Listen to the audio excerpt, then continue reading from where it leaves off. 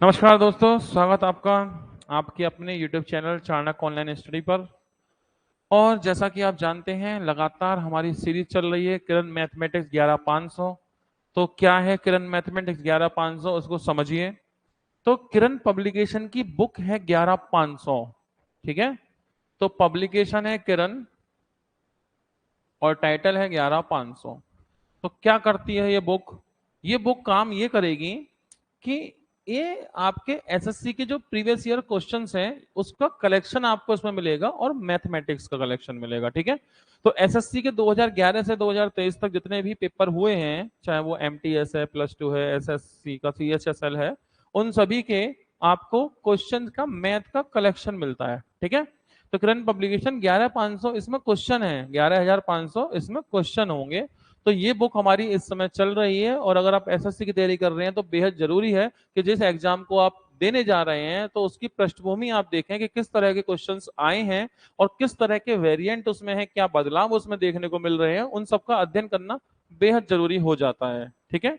और दूसरा काम, आप बदलाव देख लेंगे, क्वेश्चन देख लेंगे, अब दूसरा काम आता है उन क्वेश्चंस की ट्रिकी अप्रोच और कंसेप्ट के साथ, दोनों चीजें एक साथ लेकर के। तो वो काम मिलेगा आपको हमारे अपने YouTube channel Chanakya online study पर। तो आपको करना सिर्फ इतना काम है कि एप्लीकेशन से हमारे ऐप को डाउनलोड करना है, ठीक है। ऐप डाउनलोड करने के बाद में इसका कोर्स आपको मिल जाएगा जिसमें 11500 के सभी चैप्टर्स के क्वेश्चंस के सॉल्यूशन आपको देखने को मिलेंगे और ट्रिकी अप्रोच से मिलेंगे। और इस कोर्स में आपको किरण 11500 ही नहीं, इससे पहले जो किरण का वर्जन था वो था 10500, मतलब 10500। तो इसके भी रिकॉर्डिंग क्वेश्चन मिल जाएंगे। इसके अलावा आपको एक किरण बेसिक प्रैक्टिस, मतलब कि मैथ्स आपका काफी कमजोर है तो आप पहले बेसिक प्रैक्टिस वाले बैच को पढ़ें, वो भी इसी के अंदर है। तो आपका बेसिक क्लियर होगा और किरण 11500 जैसे ही हमारी ठिकाने लगेगी और लगभग लगने वाली है, तुरंत इसमें अगला वर्जन जो किरण का आ चुका है, किरण 11800। तो किरण 11800 ये भी आपको इसमें मिल ही जाएगा, ठीक है। तो मतलब ये है कि आप अगर अभी जुड़ रहे हैं तो अगले 1 साल तक ये वैलिड रहेगा कोर्स, और आपको किरण 11500 के साथ 11800 भी देखने को मिल जाएगी, ठीक है। और अब जो लोग पहले से जुड़े हुए हैं उन्हें एक बुक तो कम से कम कंप्लीट मिल ही जाएगी, 11500 तो आपकी कंप्लीट हो ही जाएगी, और 11800 का भी कुछ हिस्सा देखने को आपको मिलेगा, ठीक है। ऑनलाइन वाले सभी लोगों का स्वागत। मनीष कुमार, नमस्कार। तो आज चैप्टर क्या है हमारा, हम इस बारे में बात करते हैं। तो इसको परचेज करने के लिए आप हमारे मोबाइल पर कांटेक्ट कर सकते हैं, हमारी टीम आपको इन्फॉर्म करेगी।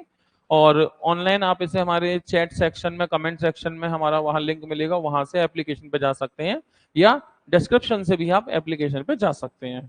तो आज हमारा जो चैप्टर में स्टार्ट हो रहा है वो है ज्योमेट्री, यानी एडवांस का पार्ट हम लोग शुरू कर रहे हैं। और ज्योमेट्री के बारे में बात चलेंगी। और ज्योमेट्री एक बहुत बड़ा चैप्टर है, इसमें बहुत क्वेश्चन है, 700 800 900 शायद क्वेश्चन है। तो क्वेश्चन बहुत हैं इसमें, उन सबको भी करना है। तो अर्थमेटिक का दोपहर में चल जाता है, एडवांस का शाम को हम लोग आज से शुरू कर रहे हैं। तो मतलब अब 2 घंटे क्लास चलेगी, 1 घंटे अर्थमेटिक जो कि चल ही रही है आपकी, और एडवांस की शाम को क्लास लेंगे। तो धीमे धीमे आपका एडवांस का भी हिस्सा क्लियर होने लगेगा। तो एडवांस में हमने एक टॉपिक कर दिया है और वो है आपका एलजेब्रा। मोहित कुमार, नमस्ते। और अब हमारा आज ज्योमेट्री की शुरुआत कर रहे हैं, तो बिल्कुल बेसिक से, जीरो से। मतलब आप ज्योमेट्री नहीं भी जानते हैं तो भी हम यहाँ ज्योमेट्री का काफी कुछ हिस्सा सीख जाएंगे, कोई दिक्कत नहीं है। चलिए करते हैं शुरुआत। तो कुछ शब्दों को समझ लें, क्योंकि ज्योमेट्री पढ़ेंगे तो कुछ शब्दों की जरूरत पड़ेगी, ठीक है। तो चलिए लिखते हैं बिंदु। बिंदु यानी पॉइंट। पॉइंट क्या होता है? पॉइंट क्या होता है? एक बारीक निशान पेंसिल से लगा दीजिए, यही पॉइंट है।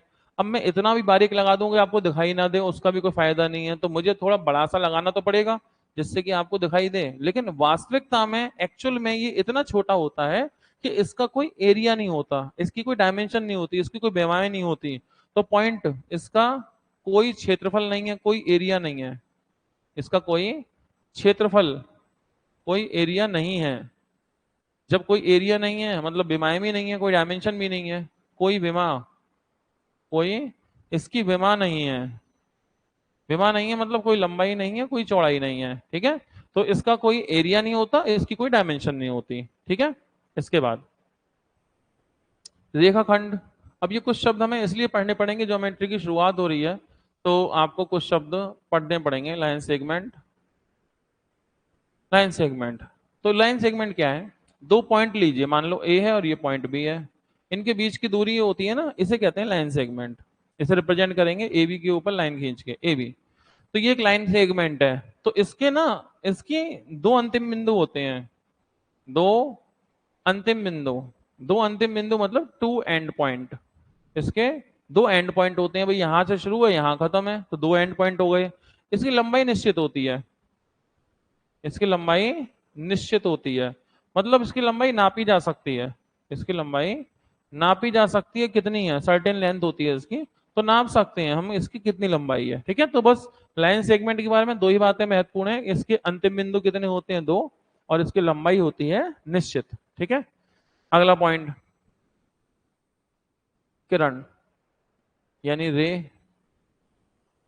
किरण क्या होती है? जैसे एक लाइन सेगमेंट लिया आपने, मान लो ए बी, ठीक है, इसको एक साइड बढ़ा दिया इनफाइनाइट तक, इनफाइनाइट तक बढ़ गया, एरो का मतलब वही है इनफाइनाइट तक बढ़ जाना। तो इसको एक साइड इनफाइनाइट तक हमने बढ़ा दिया, तो इसको हम कहेंगे किरण, और इसे रिप्रेजेंट करेंगे ए बी। देखो बी की साइड बढ़ रही है तो बी की तरफ एरो लगा देंगे। मान लो अगर ये होता पी और ये होता मान लो क्यू, ठीक है, और इसे इस साइड बढ़ाया होता तो इसे पी क्यू बोलते हैं, लेकिन एरो इधर होता क्योंकि पी की साइड बढ़ रही है। इसका अंतिम बिंदु एक होता है। इसके अंतिम बिंदु कितने हैं?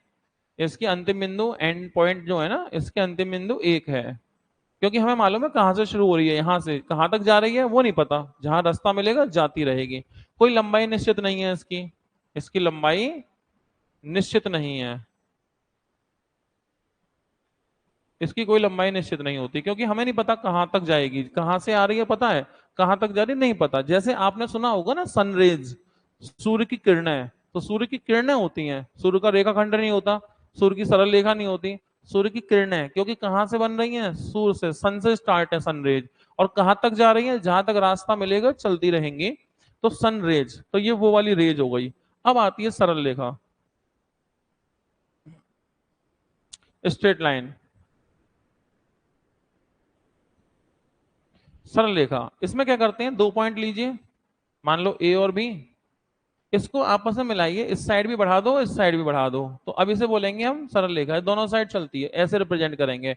इसका कोई एंड पॉइंट नहीं है, कोई अंतिम बिंदु नहीं होता, इसका कोई अंतिम बिंदु नहीं है, अंतिम बिंदु नहीं है, इसका कोई एंड पॉइंट नहीं है, और इसकी लंबाई भी निश्चित नहीं है, इसकी लंबाई, इसकी लेंथ फिक्स नहीं है, लंबाई इसकी निश्चित नहीं होगी। ठीक है, तो ये हो गई रेखा, सरल रेखा। फिर आती है वक्र रेखा,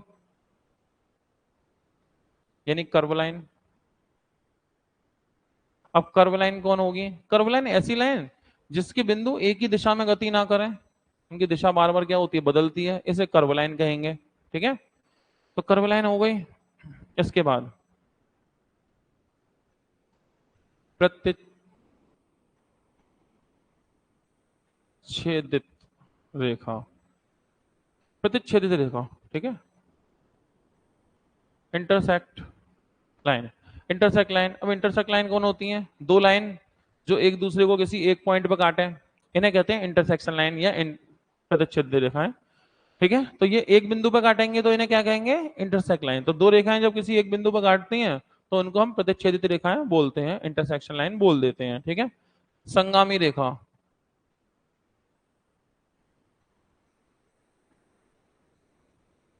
कौन करंट लाइन? संगामी रेखा, तीन या तीन से अधिक रेखाएं, तीन या तीन से अधिक रेखाएं जब एक बिंदु पर काटती हैं तो उसे कहते हैं संगामी रेखाएं। तीन या तीन से अधिक रेखाएं जब किसी एक बिंदु पर काटेंगी तो हम उसे क्या बोलेंगे? उसे बोलेंगे हम संगामी रेखा। ठीक है, तो ये संगामी रेखा होती हैं। ओके, इसके बाद प्रतिच्छेदित हो गई, संगामी हो गई, एक होती है लंबवत रेखा,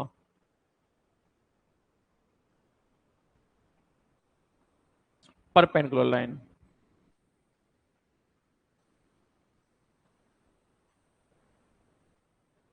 लंबवत रेखा, तो जैसे मान लो एक रेखा है ए बी और इस पर ये है सी डी, तो इसे कहा जाएगा लंबवत है, 90 डिग्री का एंगल बनाएगी तो इसे लंबवत कहेंगे। तो ए बी सी डी, इनके बीच में 90 डिग्री का एंगल है, तो इसे कह सकते हैं कि सी डी ए बी पर लंब है, ऐसे बोल सकते हैं ऐसे, ठीक है, या C D perpendicular A B.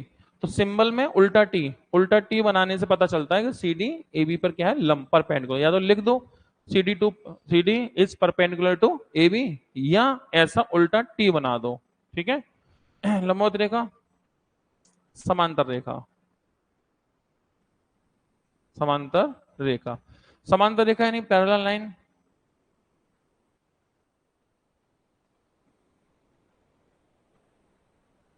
Parallel line तो ऐसी रेखाएं जिनके बीच में दूरियां बराबर हो, जैसे ए बी है और ये सी डी है, तो इनके बीच की लंबवत दूरी बराबर होगी। इनका जो परपेंडिकुलर डिस्टेंस है ना वो इक्वल होगा, मतलब जितना इनके बीच में यहाँ डिस्टेंस है ना उतना ही इनके बीच में यहाँ डिस्टेंस होगा, और उतना ही इनके बीच में इनफाइनाइट तक डिस्टेंस चलेगा। तो अगर पूछा जाए कि समांतर रेखा कहाँ मिलती हैं, कभी नहीं मिलती, ठीक है ना, कभी नहीं मिलती। तो इनके बीच में डिस्टेंस क्या होगा, इक्वल। तो इसे कहा जाएगा ए बी सी डी के समांतर है, ए बी सी डी के समांतर है,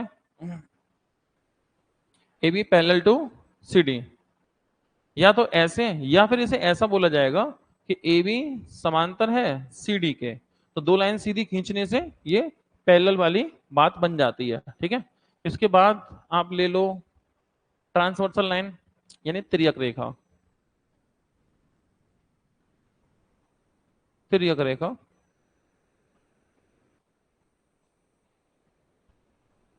ट्रांसवर्सल लाइन। अब ट्रांसवर्सल लाइन कौन होगी, वैसी रेखा जो दो या दो से अधिक रेखाओं को काटे।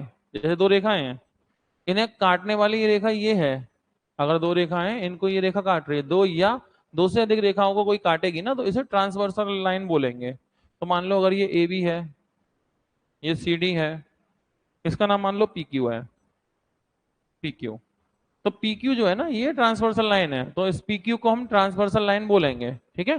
तो इसमें ट्रांसवर्सल लाइन बस इतना ही पर्याप्त है, तो लाइन तक पहुंच गए। इसके बाद लाइन लाइन में कोई बचा नहीं। अब आपके आते हैं एंगल। तो लाइन हो गई, पॉइंट हो गए, हाँ एक पॉइंट रह गया आपका। ये जो पॉइंट हमने सबसे पहला पढ़ा था कि पॉइंट होते हैं, ये आ गया। तो पॉइंट कुछ नहीं, बस एक पॉइंट लगा देंगे, वही पॉइंट है। बस पॉइंट में दो बातें हैं, वो कैसी हैं, दो पॉइंट और मिलेंगे आपको, वो मिलेंगे ऐसे पॉइंट, कोलोनियर पॉइंट, कोलोनियर पॉइंट्स, ठीक है, कोलोनियर पॉइंट्स और नॉन कोलोनियर पॉइंट्स।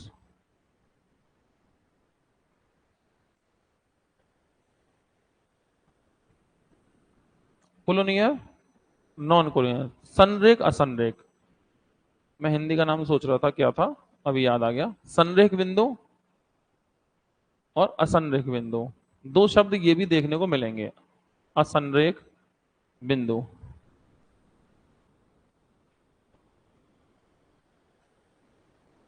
तो संरेख और असंरेख, तो ऐसे बिंदु तीन या तीन से अधिक, तीन या तीन से अधिक बिंदु जिनसे गुजरती हुई सीधी रेखा खींची जा सके, तो ये संरेख है, ठीक है। दो बिंदु तो हमेशा संरेख होते हैं, दो बिंदुओं से तो हमेशा एक लाइन जा ही सकती है। तो अगर संरेख शब्द इस्तेमाल करेंगे तो तीन या तीन से ज्यादा बिंदु होने चाहिए, ठीक है। तो तीन या तीन से ज्यादा पॉइंट ऐसे जिनसे एक लाइन जा सकती है उन्हें कहेंगे संरेख बिंदु। और ऐसे बिंदु जिनसे एक लाइन ना गुजर सके तो वो असंरेख होंगे, क्योंकि आप एक लाइन तीनों से नहीं लेके जा सकते, ऐसे लेंगे तो ये छूट जाएगा, ऐसे लेंगे तो ये छूट जाएगा। तो ये पॉइंट कैसे हैं, ये असंरेख है, ये पॉइंट कैसे हैं, ये संरेख है, ठीक है। तो हमने दो बातें पढ़ी अभी कि बिंदु क्या होते हैं और रेखाएं क्या होती हैं, क्या क्या उनके नाम होते हैं। पढ़ना जरूरी इसलिए है कि ज्योमेट्री की जब बात करेंगे तो इसमें क्या है, लैंग्वेज का खेल है सारा। लैंग्वेज को आप ब्रेक कर पाएंगे तो हम क्वेश्चन कर पाएंगे, आंसर दे पाएंगे। अगर लैंग्वेज को हम नहीं ब्रेक कर पाए तो फिर दिक्कत है, फिर बिना लैंग्वेज के ज्योमेट्री सीखना मुश्किल है। और एक बात और भी है कि ज्योमेट्री के लिए जब हम बात करें, एरिया को मैंने बाद में रखा है, ज्योमेट्री पहले रखा है। वजह, क्योंकि एरिया आधे से ज्यादा तो ज्योमेट्री में क्लियर हो जाएगा, क्योंकि ज्योमेट्री की प्रॉपर्टी एरिया में जाके लगने वाली है। तो हमारा 50% एरिया तो यहीं क्लियर होगा, तो हम जब एरिया में जाएंगे ना तो हमें बहुत ज्यादा मेहनत नहीं करनी पड़ेगी, इसलिए ज्योमेट्री पहले रखा गया है। अब आते हैं एंगल पर। कोण, एंगल क्या होता है, तो एंगल देखिए, एक रे है आप पे, मान लो ये पॉइंट है ओ, और यहां से आपने एक लाइन खींची, लाइन से मतलब एक किरण, एक रे ओ ए। अब ना इस पॉइंट को फिक्स कर दो, जैसे घड़ी की सुई होती है ना, इसको फिक्स कर दो। अब घड़ी की सुई अगर फिक्स कर दें तो ये तो ऊपर नीचे जा सकती है, घूमेगी ना सुई। तो अब मान लो हमने इसको उठा के ऊपर घुमा दिया, ए डैश, एक पोजीशन बन गई। या इसको नीचे भी ले सकते थे, एक पोजीशन बन सकती ए डबल डैश। यानी इसे हम घुमा सकते हैं कैसा, या तो इसे घड़ी के विपरीत घुमा सकते हैं, इसे तो फिक्स कर दिया, इसे हमने ऐसे करके घुमा दिया घड़ी के विपरीत या घड़ी की दिशा में। तो ये पुरानी स्थिति, नई स्थिति, ये पुरानी स्थिति और ये नई स्थिति। तो इनके बीच में जो घुमाव पैदा हुआ, जो रोटेशन हुआ, उस रोटेशन को ही कोण कहते हैं, थीटा। ठीक है, उस रोटेशन को थीटा से रिप्रेजेंट करते हैं, कोण। तो हमने रोटेशन, यानी कि ये ओ ए थी, इसे हमने घड़ी के विपरीत घुमाया और इसे घड़ी की दिशा में घुमाया। ठीक है, तो जो रोटेशन पैदा हुआ इनके बीच में, उस रोटेशन को ही हम कहेंगे कोण। तो ये कोण है, लेकिन कोण दो तरह के होते हैं। अगर घड़ी के विपरीत घुमाएंगे ना तो इसे बोलेंगे धनात्मक कोण, धनात्मक कोण यानी पॉजिटिव एंगल। ये बात टिग्नोमेट्री में समझेंगे हम, क्योंकि टिग्नोमेट्री में पॉजिटिव नेगेटिव दोनों एंगल आएंगे। तो क्यों आएंगे, अगर एंटी क्लॉकवाइज लेंगे तो पॉजिटिव, और अगर क्लॉकवाइज रोटेट करेंगे तो एंगल होगा ऋणात्मक। ठीक है, ये नेगेटिव एंगल हो गया। तो पॉजिटिव और नेगेटिव। तो एंगल क्या होता है, एंगल सिर्फ इतनी सी चीज है, एक पॉइंट आपने फिक्स किया, फिक्स करने के बाद अगर इसको यहां फिक्स करते हैं, ऊपर घुमाएंगे, रोटेशन पैदा हुआ, पुरानी स्थिति नई स्थिति, उनके बीच के रोटेशन को एंगल बोलेंगे। या नीचे घुमाएंगे तो भी एंगल बोलेंगे। हाँ, एंटी क्लॉकवाइज घुमाएंगे तो पॉजिटिव, क्लॉकवाइज घुमाएंगे तो नेगेटिव एंगल। ठीक है, तो एंगल हो गया। एंगल के नाम लिख लो, क्योंकि हमें नाम की जरूरत भी पड़ेगी। तो नाम के बारे में बात कर लेते हैं। देखो, ये हो गया 0 डिग्री, ये हो गया 90 डिग्री, ये हो गया 180। ये सब बेसिक बातें हैं, क्योंकि ज्योमेट्री जब शुरू करें ना तो कम से कम इतनी बेसिक बातें हमें पता होनी चाहिए, क्योंकि जब हम आगे बढ़ेंगे तो आवश्यकता पड़ेगी इन सब की।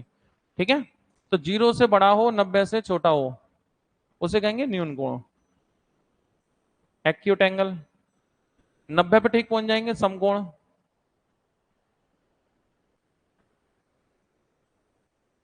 Right angle. 90 से 180 के बीच में अगर रहेंगे इसे कहेंगे अधिक कोण, ऑप्टिज एंगल। ठीक 180 पे जाएंगे तो सरल कोण, स्ट्रेट एंगल। 180 से 180 से पूरा 360, इसे कहेंगे पूरे को बृहत कोण, रिफ्लेक्स एंगल। ठीक 360 पे पहुंचेंगे इसे कहेंगे पूर्ण कोण, कंप्लीट एंगल। तो इन शब्दों को याद रखिएगा, क्योंकि जब एंगल की बात होगी तो हमें इन सब चीजों की भी जरूरत पड़ेगी। इसलिए इन सब नाम को भी हमें याद ही रखना है आवश्यकता के हिसाब से। ठीक है, इसके बाद दो शब्द और मिलेंगे देखने को आपको, ये मिलेंगे पूरक कोण, एक संपूरक कोण।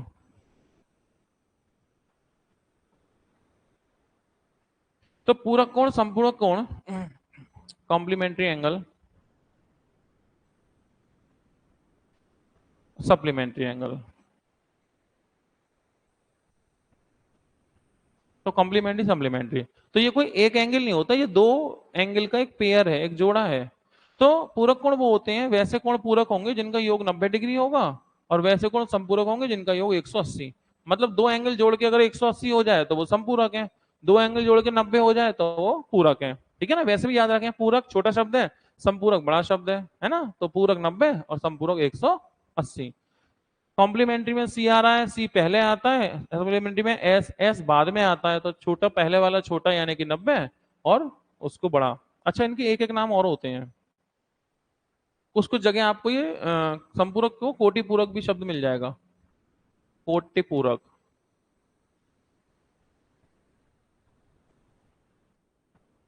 ठीक है, और इसकी जगह कई बार अनुपूरक शब्द मिल जाता है।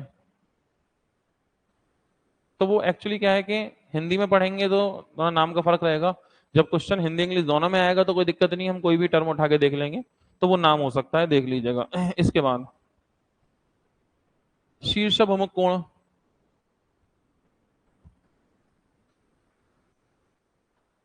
शीर्ष विमुख कोण। ठीक है, vertically opposite angle. Vertical opposite angle, इसमें क्या होता है, जब दो रेखाएं एक दूसरे को आमने सामने काटेंगी ना कहीं भी, तो सामने वाले कोण बराबर है, ये बराबर है इसके और ये वाला बराबर है इसके। तो इन कोणों को हम शीर्षाभिमुख कोण कहते हैं, वर्टिकल अपोजिट एंगल कहते हैं। मतलब जब दो लाइन एक दूसरे को काटेंगी तो ये वाला एंगल इसके बराबर होगा और ये वाला एंगल इसके बराबर होगा। तो ये जो पेयर है, जोड़ा है, इस जोड़े को ही कहते हैं हम शीर्षाभिमुख कोण। ठीक है, तो वर्टिकल अपोजिट एंगल, शीर्षाभिमुख कोण। और कौन सा एंगल रह गया आपके? चलिए एंगल तो हो गए। अब एक बात और काम की वो सीख लेते हैं। वो ये हो गई कि जब दो पैरेलल हैं, सबसे काम की बात है ना ज्योमेट्री में। अब एक्चुअल में ये है आपकी, ये सब तो बेसिक इंफॉर्मेशन थी। तो अब जो सवाल होंगे, अगर 100 सवाल हैं तो 100 में से मान के चलिए 80 सवालों में ये प्रॉपर्टी लगने वाली है। ठीक है, चाहे वो सर्कल हो, ट्राइंगल हो, क्वाड्रिलेटरल हो, कुछ भी हो। ठीक है, तो उसमें लगेगी प्रॉपर्टी यही वाली। और इसमें क्या है कि दो समांतर रेखाएं हैं और एक तिर्यक रेखा है, इनके बीच में बनेंगे 8 एंगल। कितने एंगल बन गए? 8। अब ये जो 8 एंगल है ना, इनके बीच में हमें जानना है कौन किसके बराबर है। तो सबसे ज्यादा कंफ्यूजन यही होता है कि जब आप ये जानने में दिक्कत हो जाए कि कौन सा किसके बराबर है, तो यहाँ थोड़ा सा प्रैक्टिस करिएगा और थोड़ी सी प्रैक्टिस से हम जान सकते हैं कौन किसके बराबर है। एक तो आसान तरीका है, नंबरिंग करते हैं लोग। जैसे आप एक एंगल, दो, तीन, चार एंगल तो यहाँ हो गए, फिर एक एंगल, दो एंगल, तीन एंगल, चार एंगल, ये हो गए। नंबरिंग करो, जैसे अगर यहां से शुरू कर रहे हो, एक, दो, तीन, चार, नंबरिंग होगी 1 2 3 4। अब देखो यहां से शुरू किया था ना, तो यहीं से शुरू करना 1 2 3 4। अब यहां करोगे तो 5 6 7 8। तो अब क्या हुआ, जो सम संख्याएं हैं वो आपस में बराबर होंगी और जो विषम संख्याएं हैं वो आपस में बराबर होंगी। मतलब 1 बराबर 3 बराबर 5 बराबर 7, 2 बराबर 4 बराबर 6 बराबर 8। तो ये आपके एंगल आपस में बराबर होते हैं, यानी 1 3 5 7 ये आपस में बराबर है, 2 4 6 8 ये आपस में बराबर है। ठीक है, लेकिन ये चीज जब पढ़ाते हैं उस समय लिखने में तो सुंदर लगती है कि ये चलो आपने समझ लिया, लेकिन जब सवाल आएगा ना तो ये नंबर वंबर किसी काम में नहीं आने वाले आपके। आपको बिल्कुल प्रैक्टिकल वे में सीखना पड़ेगा, समझना पड़ेगा। ठीक है, तो आपको कई तरीके से इसको मैं समझाने की कोशिश करूंगा, क्योंकि ये नंबर लिखने में अभी तो आसान लग रहा है कि हाँ 1 3, सवाल के अंदर जब ये डायग्राम फिट होके आएगा उस टाइम पे ये नंबर नंबर कुछ काम नहीं आएंगे। ठीक है, और ना आप नंबर लिख पाओगे, इतना टाइम भी नहीं होगा कि नंबर लिखे जा सकें। तो इसलिए आपको क्या करना है वो समझें। तो मैं समझाने की कोशिश करता हूं कि किस तरह से आप इस बात को समझेंगे। देखो,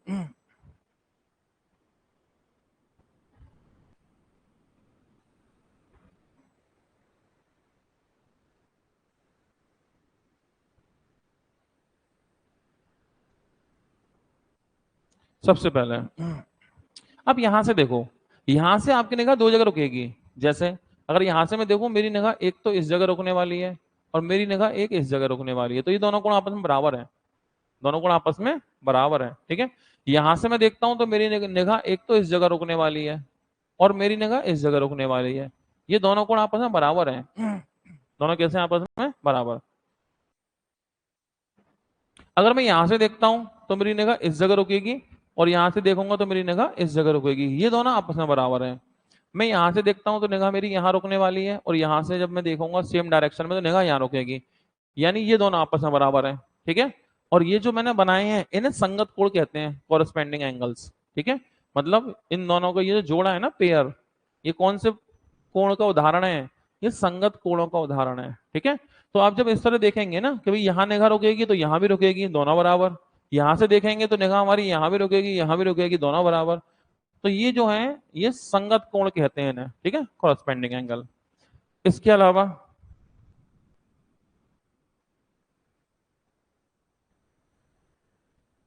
तो आपको ये अलग अलग तरीके से सोचना पड़ेगा, क्योंकि वो नंबर लिखने वाला काम वैसे आसान है लेकिन आप प्रैक्टिकली यूज करोगे तो कर नहीं पाओगे। इसके बाद मैंने एक बात बताई थी अभी आपको, शीर्षाभिमुख कोण। मैंने कहा था जब दो रेखाएं काटेंगी तो आमने सामने वाले कोण बराबर होते हैं, है ना। इस बात को दिमाग में रखते हुए चलेंगे। तो देखो ये आमने सामने ही तो है, तो ये वाला एंगल किसके बराबर होगा? इसके बराबर होगा, तो आमने सामने काट रहे हैं, है ना। आमने सामने वाले कोण बराबर हैं। ये वाला एंगल इसके बराबर होगा क्योंकि आमने सामने काट रहे हैं। ठीक है, तो ये वाला एंगल इसके बराबर होगा, आमने सामने से काट रहे हैं, ठीक है। तो और कौन बचा, ये वाला एंगल इसके बराबर होगा, आमने सामने काट रहे हैं। ये वाला एंगल इसके बराबर होगा, ये आमने सामने ही तो काट रहे हैं, तो ये आपस में बराबर है। और ये कौन से कोण हैं, ये है शीर्ष अभिमुख कोण, वर्टिकली अपोजिट एंगल, ठीक है। तो ये शीर्ष अभिमुख कोण है, ये संगत कोण है। तो आपको अलग अलग तरीके से इस बात पर दिमाग रखना है कि कौन सा किसके बराबर होगा। फाइनली अब आप देखो, फाइनली फाइनली अब आपको ये बात ध्यान रखनी है। देखो, ये वाला एंगल किसके बराबर होगा, इसके, आप जानते हैं ये दोनों आपस में बराबर होंगे। अच्छा, ये दोनों आपस में बराबर होंगे, ये वाला एंगल इसके बराबर होगा क्योंकि वर्टिकल अपोजिट एंगल है, और ये वाला एंगल इसके बराबर होगा, मतलब ये चारों बराबर नहीं हो गए आपस में। कैसे, देखो आपने निगाह डाली यहाँ पे, तो ये वाला और ये वाला बराबर, अच्छा इसके बराबर ये और इसके बराबर ये, मतलब ये चारों आपस में बराबर। तो एक तरह से ऐसे समझना है आपको कि जब यहाँ निगाह पड़ेगी, इधर से इधर जाएगी, इधर से इधर जाएगी, तो ये दोनों तो बराबर है क्योंकि संगत कोण है। इसके बराबर ये है और इसके बराबर ये है क्योंकि ये शीर्षाभिमुख कोण है। तो इसका मतलब चारों बराबर हो गए आपस में। ये दोनों क्यों बराबर है, संगत कोण। ये वाला इसके, ये वाला इसके बराबर क्योंकि शीर्षाभिमुख कोण। तो फाइनली ये बराबर, ये बराबर, ये बराबर, ये चारों आपस में बराबर हुए, ठीक है। एक तरह से तो ऐसे सोच के चलना है आपको। एक बार आपको ऐसे भी सोचना होगा, मल्टीपल तरीके से आपको ये चीज दिमाग में बैठानी है कि जितनी अच्छी स्पीड यहाँ आपकी होगी ना इस वाले कंडीशंस पे, उतनी जल्दी आंसर भी आ जाया करेंगे, ठीक है। देखो यहां से निगाह यहाँ रोकी और यहां से निगाह आपकी यहाँ रुकेगी, इसका मतलब आप कहोगे ये बराबर है, दोनों बराबर है। अच्छा, ये वाला इसके बराबर होगा, क्यों, क्योंकि ये आमने सामने है। ये वाला इसके बराबर होगा क्योंकि ये, मतलब ये चारों आपस में बराबर, ये बराबर, ये बराबर, ये बराबर, ये, तो ये चारों चारों आपस में कैसे हैं, बराबर। तो इसको जितनी तरह से मैंने समझाने की कोशिश की है, इतनी तरीके से आपको समझते हुए चलना है और डायग्राम में नोट भी इस तरीके से करना है। जब तक ये चीज क्लियर नहीं होगी, ज्योमेट्री आपको परेशान करेगी। तो ये एक महत्वपूर्ण बात है, इस पे आपका अच्छी कमांड होनी चाहिए, ठीक है। तो एक बात तो ये हो गई। दूसरी बात, इसमें एक बात और रह गई है, वो क्या रह गई है, ये देखो,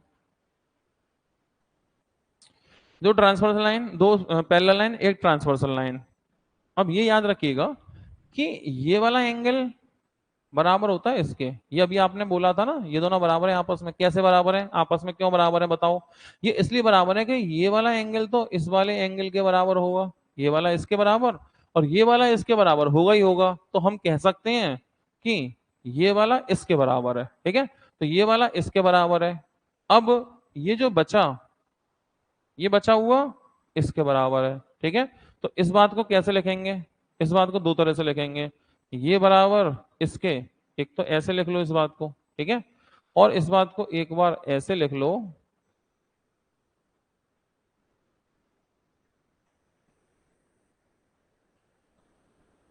ये बराबर इसके और ये वाला बराबर है इसके, ठीक है।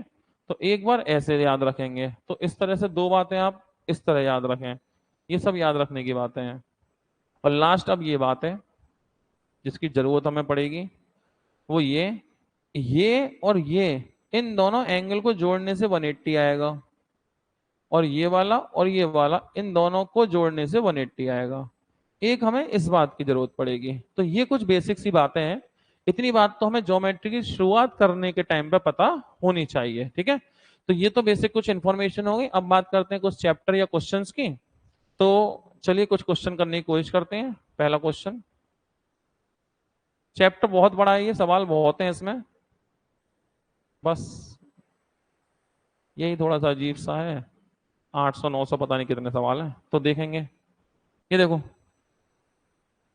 ये दोनों पैरेलल लाइन है और ये एंगल है 45 का, ठीक है। तो पूछा है ए प्लस बी, ये वाला और ये वाला, इन दोनों को जोड़ के कितना आएगा। और ये दोनों लाइन कैसी है, समांतर, मतलब पैरेलल है। तो पैरेलल है, समांतर, वो सब बाद में देखेंगे। अब समझाने के लिए बताऊं मैं आपको, आप एक काम करो, ये और ये तो पैरेलल है ही, अगर मैं एक लाइन इनके बीच में खींच दूं, तीनों को पैरेलल कर दूं, तीनों को समांतर कर दिया मैंने, अब क्या होगा। आप जानते हैं ये वाला एंगल ए डिग्री है, कितना है ये, ए। तो ये वाला जो एंगल है वो ए डिग्री था, तो अगर ये ए है तो ये भी तो ए होगा। अभी सीख के आए ना इस बात को हम, अभी सीखा था कि ये वाला बराबर इसके होगा या ये वाला बराबर इसके होगा, ये सीखा था ना अभी। तो इसी आधार पे ये ए है तो ये ए है। अच्छा ये बी है तो ये भी बी है। तो ये पूरा कितना हो गया, ए प्लस बी। और ये पूरा है कितना, 45। यानी ए प्लस बी की वैल्यू क्या होगी, 45 ही रही होगी। ठीक है ना, ए प्लस बी की वैल्यू क्या रही होगी, 45। क्योंकि अगर ये ए है तो ये ए है, ये बी है तो ये बी है, और इन दोनों को जोड़ने से कितना 45 होगा। तो ए प्लस बी की वैल्यू हो गई 45। ठीक है। दूसरी बात, ये तो खैर एक बार हमने समझ लिया, अब आइंदा से याद रखना, इसको शॉर्ट में हम बोलते हैं एम। एम। अब ये बार बार नहीं करेंगे, इसे याद रखेंगे, वो सीधी सी बात है। अब अगली बार याद रखना कि ये ए है और ये बी है, तो ये वाला ए प्लस बी होगा, इसकी जरूरत हमें वैसे ही पड़ जाएगी, डायरेक्ट ए प्लस बी पे टिक लगाएंगे। तो इस बात को सीधे ही याद रखा जाएगा, ना कि हम इसे हल करें। ठीक है। अगला क्वेश्चन, ये जो क्वेश्चन है आपका, ये एक्चुअल में मैं बताऊं आपको कि जो ज्योमेट्री है, ज्योमेट्री में अगर हम चैप्टर की बात करें तो एक्चुअली चैप्टर जो होते हैं वो 5 होते हैं। पहला होता है रेखा एवं कोण, रेखा एवं कोण। तो अभी मैं इसकी बात कर रहा हूं, लाइन एंड एंगल। ठीक है। दूसरा होगा ट्रायंगल यानी त्रिभुज। वैसे दूसरा जो होना चाहिए पॉलीगन, बहुभुज होना चाहिए, बहुभुज यानी पॉलीगन। ठीक है। तीसरा चैप्टर देखें तो ये होगा त्रिभुज यानी ट्रायंगल। चौथे चैप्टर पे आएंगे तो आप क्वाड्रिलेटरल को उठा लो यानी चतुर्भुज। पांचवें नंबर पे सर्कल यानी वृत्त। तो कुल मिला के आपके ज्योमेट्री में 5 चैप्टर होते हैं। अब हमने जो शुरुआत की है, हमने लाइन एंगल के अकॉर्डिंग शुरुआत की है, तो बीच बीच में ऐसा होगा, क्योंकि ये जो बुक है ना, इसमें सारे चैप्टर एक साथ में ही है, टाइप बाय टाइप। हो सकता है कि रेखा कोण में कोई बहुभुज का क्वेश्चन आ जाए, कोई त्रिभुज का आ जाए, कोई चतुर्भुज का आ जाए, ऐसा हो सकता है। तो अगर त्रिभुज का क्वेश्चन आ गया तो फिलहाल तौर पर निपटा देंगे। त्रिभुज जब चलेगा त्रिभुज को तभी पढ़ेंगे, क्योंकि लाइन एंगल में ट्राइंगल को स्टार्ट नहीं करेंगे, उससे कंफ्यूजन बहुत हो जाएगा। ठीक है ना, आपके लिए। तो इसलिए हम कोई क्वेश्चन बीच में आ भी जाएगा तो उतनी बातें समझेंगे जितनी जरूरत है, बाकी ट्राइंगल तो जब ट्राइंगल चलेगा ना तो ही डिटेल में पढ़ेंगे। तो फिलहाल ये क्वेश्चन ट्राइंगल का है, और ट्राइंगल में भी कौन सा ट्राइंगल, कॉन्ग्रुएंट ट्राइंगल, सर्वांग समत्रिभुज। तो जब त्रिभुज चलेंगे तब सर्वांग समत्रिभुज चलेंगे, उस समय की बात होगी। फिलहाल समझो, दो रेखाखंड है पी क्यू और आर एस, एक दूसरे को एक्स पर काटते हैं, एक्स पर काटते हैं। तो लो काट देते हैं, चलो P Q R S, P Q और ये हो गया आर एस। कहां पे काटे एक दूसरे को, एक्स पे, ये एक्स हो गया। इस तरह काटते हैं कि एक्स पी बराबर एक्स आर, एक्स पी बराबर एक्स आर, एक्स पी यानी ये वाला हिस्सा, एक्स पी बराबर एक्स आर, ये दोनों आपस में बराबर है ऐसे। अच्छा angle P S x, P S x, तो देखो बीच में कौन है ये देख लेना, बीच में एस है, तो बात एक्स, एंगल कौन सा माना जाएगा, पी एस एक्स, तो एंगल एस माना जाएगा ये, तो P S x, P S x. तो हम किस एंगल की बात कर रहे हैं, हम इस एंगल की बात कर रहे हैं, ये एंगल पी एस एक्स। तो बीच में जो होता है ना वो एंगल माना जाता है, किसके बराबर है, R Q X, R Q X, ये आर ये क्यू ये एक्स, तो आर क्यू एक्स यानी कि ये वाला एंगल इसके बराबर, देखो डबल डैश तो बराबर है। ठीक है। तो क्या सही होगा ये पूछा है, तो देखो ऐसा होता है, अभी आपने त्रिभुज नहीं पढ़े, उसमें भी सर्वांग समत्रिभुज, कॉन्ग्रुएंट ट्रायंगल, सिमिलर ट्रायंगल नहीं पढ़े, फिर भी कोई बात नहीं, ये एंगल इसके बराबर है, इस बात से आप सहमत हैं, बिल्कुल सही बात है। ये आमने सामने वाले एंगल है, ये वाला इसके बराबर होगा, अभी समझा था ना, जब दो रेखाएं काटेंगे तो आमने सामने बराबर है, बिल्कुल सही बात है। अब दो त्रिभुज हैं, दो त्रिभुज के बीच में दो एंगल बराबर हैं, तीसरा तो अपने आप ही बराबर होगा, होने वाला है। तो अगर किसी त्रिभुज के तीनों कोण बराबर हैं, इसका मतलब ये हुआ ये इसके बराबर, ये इसके बराबर, और ये वाला एंगल इसके बराबर। तो अगर त्रिभुज के तीनों कोण बराबर होते हैं तो या तो वो समरूप होता है या वो सर्वांगसम होता है। ठीक है। समरूप और सर्वांगसम, सर्वांगसम होते हैं बिल्कुल एक से, बिल्कुल एक से, जुड़वा भाई, समझ रहे हैं, सीता गीता राम श्याम। समरूप एक से हैं लेकिन छोटे बड़े, जैसे सूर्यवंशम पिक्चर देखी होगी, पिता भी अमिताभ बच्चन, बेटा भी अमिताभ बच्चन। शॉर्ट में समझा रहा हूं, अभी ट्रायंगल चल नहीं रहा इसलिए मैं आपको डीपली लेके नहीं जा रहा, अभी लाइन एंगल में चल रहे हैं ना इसलिए। तो जैसे सूर्यवंशम, पिता भी क्या है, अमिताभ है, बेटा भी अमिताभ है, तो दो अलग आदमी है, फर्क भी है, हमें मालूम है कि दोनों अलग हैं, लेकिन एक से होंगे, जुड़वा होंगे, कंफ्यूजन हो जाता है, राम है या श्याम है, सीता है या गीता, ऐसा।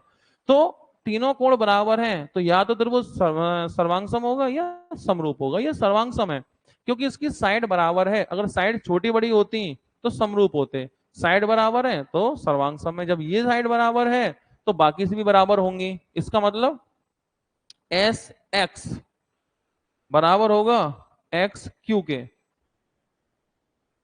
पी एस बराबर होगा आर क्यू के।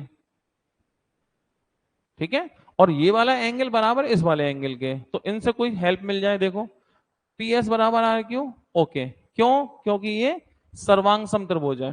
ठीक है ना। अगला पूरक संपूरक बताए थे ना अभी। ये देखो दो संपूरक कोणों में कितने का अंतर है? 44 का। संपूरक कौन होते हैं? जिनका योग 180। संपूरक तो उनका योग मान लो a प्लस बी 180 है, अंतर a माइनस बी 44 है, तो दोनों की वैल्यू जोड़ के आधा घटा के आधा, 180 प्लस 44 बटे 2 यानी 224/2 यानी 112, छोटे वाला घटा के आधा यानी 180 माइनस 44/2 यानी 136/2 यानी कि 768। तो इन दोनों में से कोई एक बताओ। तो 112 तो नहीं है, 68 है, तो आंसर कौन होगा? आंसर 68 होगा। ठीक है, अगला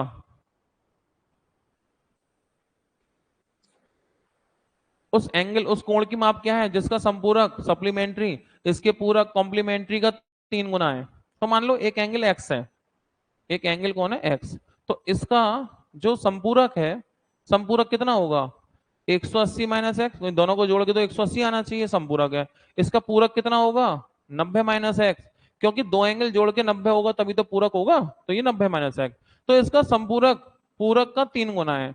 तो इसका जो संपूरक है यानी कि सप्लीमेंट्री है, इसके कॉम्प्लीमेंट्री का कितना है? 3 गुना। 3 से गुणा करके बराबर रख दो।